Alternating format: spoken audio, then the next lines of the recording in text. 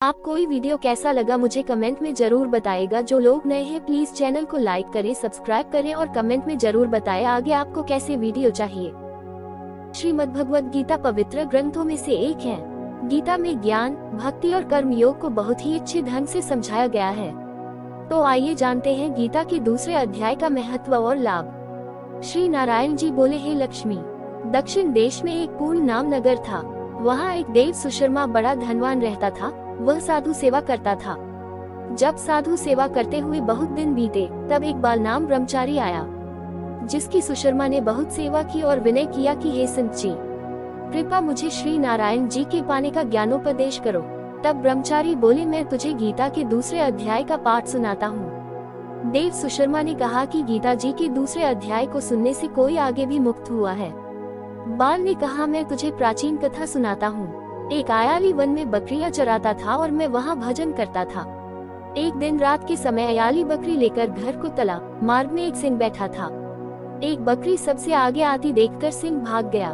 तब अयाली ये देख बड़ा आश्चर्यचकित हुआ और मैं भी वहाँ आ खड़ा हुआ। उस चरवाहे ने मुझे देखकर कहा, मैंने यह आश्चर्य देखा कि बकरी को देखकर शेर डरकर भाग गया। अतः तुम त्रिकालज्ञ हो, ये वृतांत मुझे सुनाओ। संत ने कहा, हे अयाली, मैं तुझे एक पिछली वार्ता सुनाता हूँ। ये बकरी पिछले जन्म में डायन थी।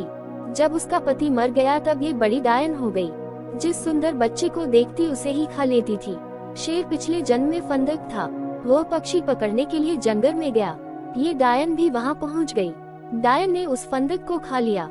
अब ये फंदक बन गया है, इसलिए बकरी को देखकर उसे लगा ही वह अब भी मुझे खाने आ रही है।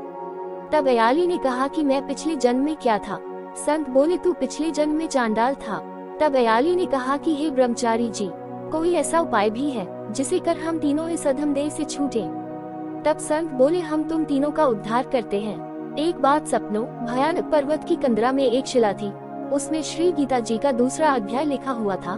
मैंने उन अक्षरों को उस शिला पर देखा था। अब मैं तुम्हें मन, वचन और कर्म एकाग्र करके सुनाता हूँ, तुम श्रवण करे।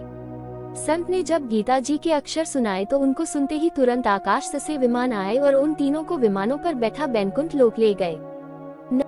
अगर आपको वीडियो आगे सुनना है तो वीडियो को लाइक करें, शेयर करें और सब्सक्राइब करें।